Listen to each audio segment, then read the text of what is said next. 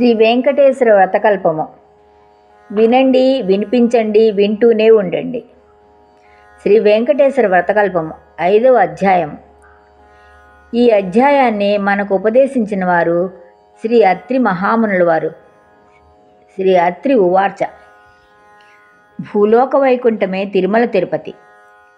తిరుమలతో సమానమైన పవిత్ర ప్రదేశము కానీ, శ్రీ వెంకటేశంతో సమానమైన దైవము కానీ ఇంతకు ముందు లేడని, ఇంతకు ముందు ఉండబోడని పురాణాలు ఘోషిస్తున్నాయి.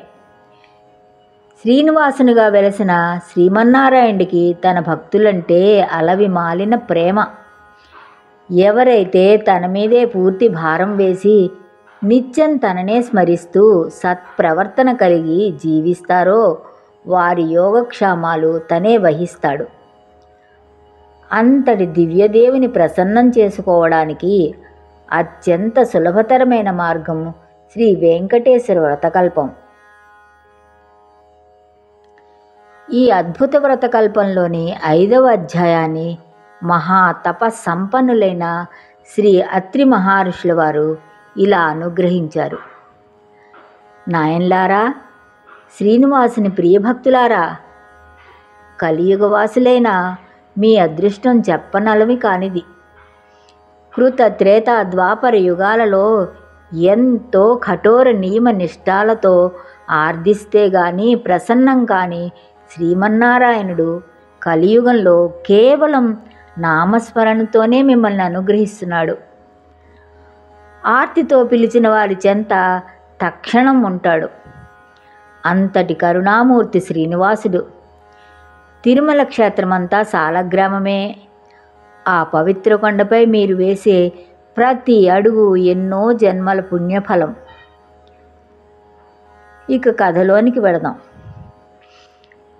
పూర్వకాలంలో కౌమార దేశంలో మిత్రుడు అనే చాకలివాడు ఉండేవాడు. అతని పేరు మిత్రుడు. అతడు తన కులవృత్తిని నిర్వహిస్తూ వీలున్నంతలో దాన ధర్మాలు గావిస్తూ ధర్మపరంగా జీవిస్తూ ఉండేవాడు. కానీ అతడి దిగులంతా తనకున్న అవిటితనమే. పాపం కాలు అవిటిది అవడం చేత ఉతికిన బట్టలను మూటలు కట్టి ఇంటింటికి తిరిగి ఇవ్వడం చాలా కష్టంగా ఉండేది. దానికి తోడు గంపెడు సంసారం. కష్టపడకపోతే పూట గడవదు. ఎల్లప్పుడూ ఆ శ్రీనివాసునే ప్రార్థిస్తూ ఉండేవాడు. శ్రీనివాస శ్రీనివాస అంటూ నామ జపం చేస్తూ ఉండేవాడు. ఏదో ఒక రోజున ఆ స్వామి తనను కరుణిస్తాడు అన్న నమ్మకంతో జీవనం సాగిస్తున్నాడు. భక్తజన సులభుడైన శ్రీమన్నారాయణుడు ఇదంతా గమనిస్తూనే ఉన్నాడు.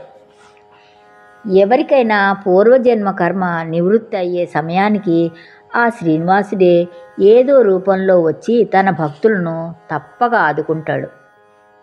ఇది ముమ్మాటికి నిజం. ఒకరోజు సాయంకాలం నాడు మిత్రుడు రోజులాగానే చాకిరేవు నుండి బట్టల మూటతో ప్రయాణం అవుతూ రొప్పుతూ రోజుతూ తిరిగి వస్తున్నాడు. ఇంతలో మార్గమధ్యంలో అతనికి ఒక ముసలి బ్రాహ్మణుడు తారసిల్లుతాడు. సహజంగా భక్తి శ్రద్ధలు కలవాడు అవడం చేత మిత్రుడు భుజం మీద మూటలు కింద పెట్టి ఆ బ్రాహ్మణుడికి నమస్కరిస్తాడు. అంతటా ఆ విప్రోత్తముడు, నాయనా, ఈ అవిటిగాలతో ఎంతో బాధపడుతున్నావు. నీ బాధ చూడడానికే కష్టంగా ఉంది. నువ్వెంత కష్టపడుతున్నావో కదా అని అంటాడు. అప్పుడు మిత్రుడు, స్వామి, మీరెవరో మహానుభావుల్లాగా ఉన్నారు. గంపెడు సంసార భారం చేత నాకు ఈ పని తప్పడం లేదు. ఈ అవిడితనం పోయే మార్గం ఏదైనా ఉంటే సెలవీయండి అని విన్నవించుకుంటాడు. స్వామి పాదాలకు నమస్కరిస్తాడు.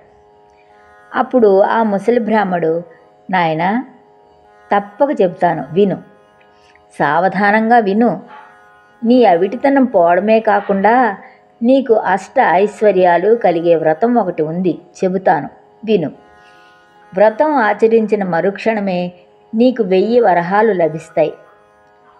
అయితే ఒక షరతు, అందులో సగం నాకు సమర్పించాలి. రేపు మళ్ళీ ఇదే సమయానికి ఇక్కడ వస్తాను అని చెప్తాడు.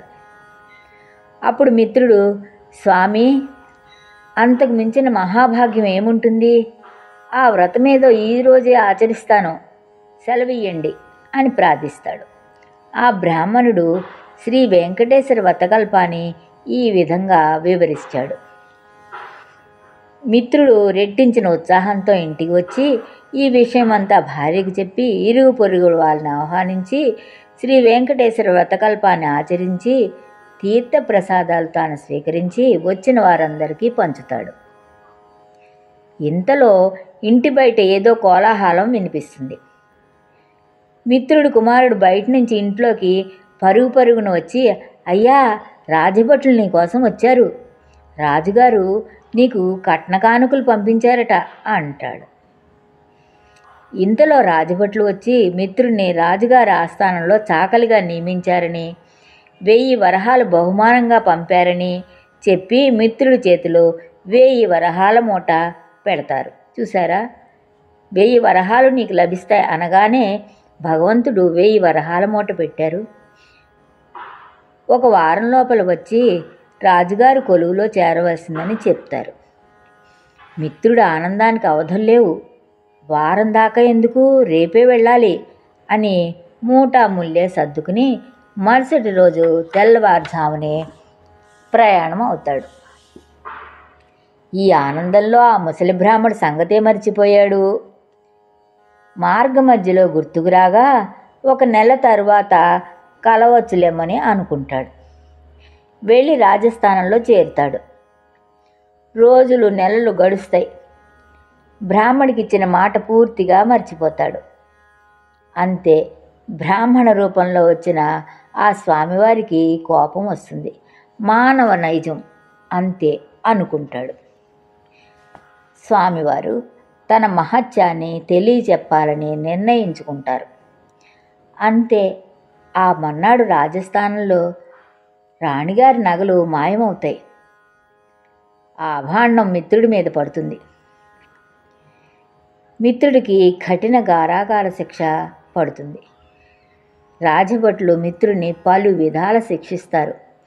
ఎందుకు ఇలా జరిగింది, ఎందుకు ఈ అభాండం తన మీద పడింది అని తలుస్తున్న మిత్రుడికి ఆ రాత్రి స్వామివారి కలలో కనబడి వృద్ధ బ్రాహ్మణ రూపంలో వచ్చింది తనేనని, తనకిచ్చిన మాట నిలబెట్టుకోపోవడం చేతనే ఇలా జరిగిందని ఆ మిత్రుడు, స్వామి, నేను మిక్కిలి పాపాత్ముడిని, ఎంతటి అపరాధం చేశాను, దయచేసి నన్ను కరుణించండి, ఇక మీదట తప్పక ప్రతీ నెల మీ వ్రతం ఆచరిస్తాను, నా సంపాదనలో సగభాగం ప్రతీ నెల జీవితాంతం తమకే సమర్పిస్తాను అని చెంపలు వేసుకుని స్వామివారిని 10 విధాల వేడుకుంటాడు.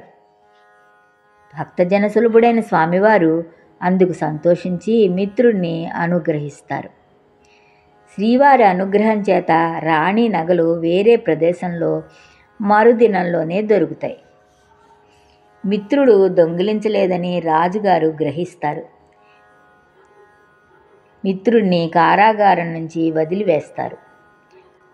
అప్పటి నుంచి మిత్రుడు స్వామిగారికి ఇచ్చిన మాట ప్రకారము ప్రతీ నెల శ్రీ వెంకటేశ్వర వ్రతం ఆచరిస్తూ తన సంపాదనలో సగభాగం స్వామివారికే సమర్పిస్తూ కలకాలం సుఖంగా జీవించి చివరన ముక్తిని పొందాడు. ఇలాగా స్వామివారి అనుగ్రహాన్ని పొందాడు. చూడండి ఎంతటి భాగ్యవంతుడో అతను అని అత్రి మహర్షుల వారు సెలవిచ్చారు. 5వ అధ్యాయము సమాప్తము. గోవింద గోవింద గోవింద. 5వ అధ్యాయము సమాప్తము. శ్రీ వెంకటేశ గోవింద గోవింద. మనం కూడా విని ఆచరిద్దాం. వీలైనప్పుడల్లా శ్రీ వెంకటేశ్వర స్వామి వ్రతం చేసుకుందాం. మోహనవాణి తెలుగు పాడ్కాస్ట్ వింటున్న శ్రోతలందరికీ హృదయపూర్వక ధన్యవాదాలు. ఏమండోయ్, ఇప్పటివరకు మన ఛానల్కి సబ్స్క్రైబ్ చేసుకోకపోతే ఈ క్షణమే వెంటనే సబ్స్క్రైబ్ చేసుకుని ఆ పక్క నుండి బెల్ బటన్ని మ్రోగించండి. అప్పుడు నేను చేసే అప్డేట్స్ అన్నీ మీ ముందు ప్రత్యక్షమవుతాయి. సర్వేజన సుఖినో భవంతు, లోకా సమస్త సుఖినో భవంతు. ధన్యవాదాలు. స్వస్తి.